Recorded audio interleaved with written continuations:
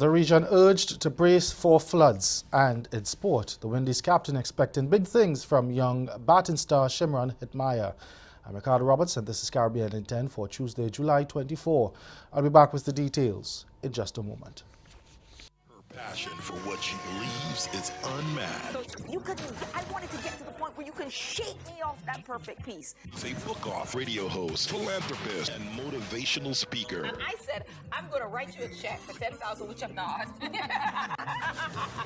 Spirit, soul, and body. To get them some help through the transition. I'm Karita D, and you're listening to Girlfriend Get a Life.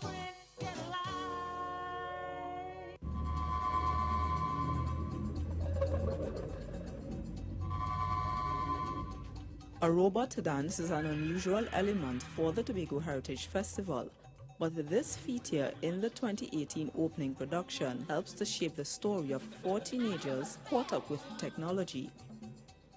On their journey to find the sibling of one of the teens, they each experience different areas of the island's cultural traditions.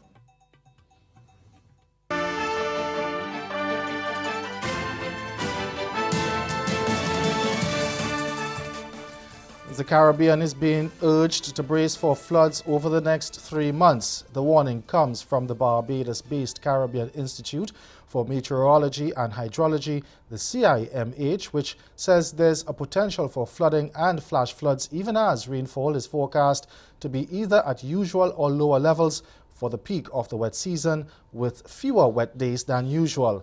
In its latest outlook for the August to October period, the CIMH's Caribbean Regional Climate Outlook Forum noted that with cooler ocean temperatures than in the recent years, the warmest part of the year is not forecast to be excessively hot, and the number of heat waves should remain low.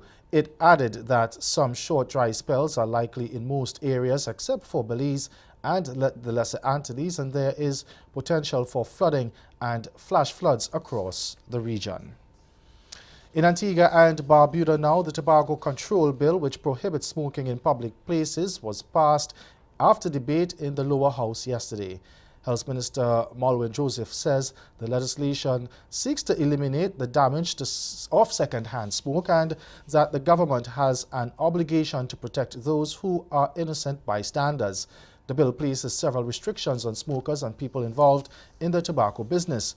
Now, under the new bill, persons will not be able to smoke tobacco products in any enclosed public places, enclosed workplaces, or a public conveyance. We get more in this ABS News report. While there is widespread support for the intentions of the bill, not everyone agreed with the specifics of the legislation, which saw several amendments in the committee stage. One contention had to do with how far away from windows, doors, and waiting areas a smoker must be when lighting up on the outdoors. Second-hand smoke can impact depends on the number of people and the number of people smoking. It's not because it says they have to be indoors. But I have the science from the American Health Organization, the World Health Organization have published these facts. You're telling someone who is at a function that they have to walk 100 feet from their family to smoke a cigarette. I am saying to you, I just find that 100 feet may be a bit excessive, bearing in mind is outside of the building. I do think that the 30 meters might be a little excessive, and let us try and come to a common ground.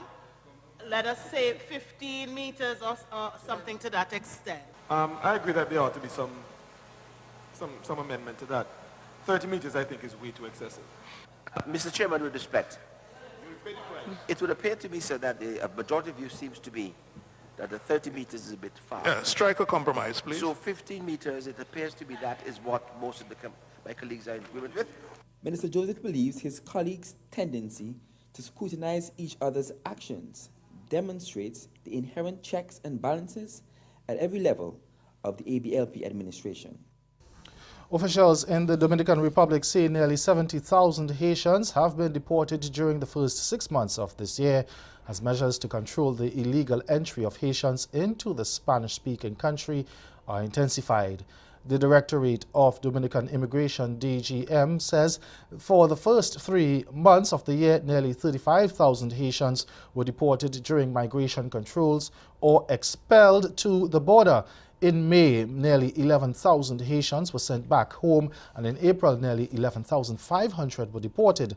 Then last month, almost 12,000 Haitians were deported and 7,000 others were turned back at the border trying to enter illegally. Some of those deported had been living for more than a decade on the island that the two countries share.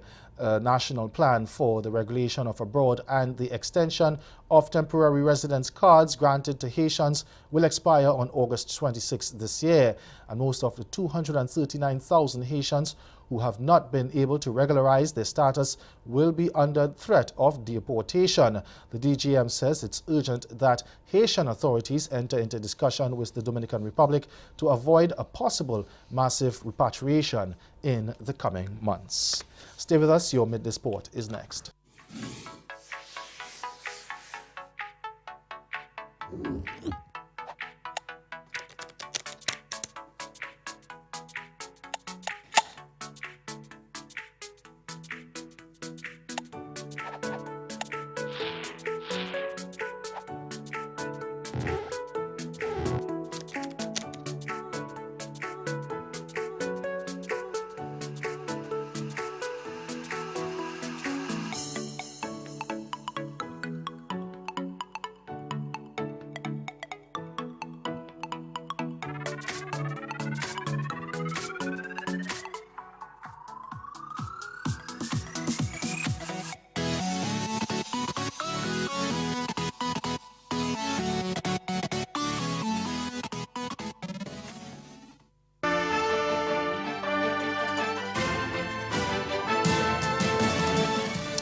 West Indies captain Jason Holder has backed young batting star Shimron Hetmyer to start notching big scores soon and has encouraged him to spend more time at the crease in order to achieve this.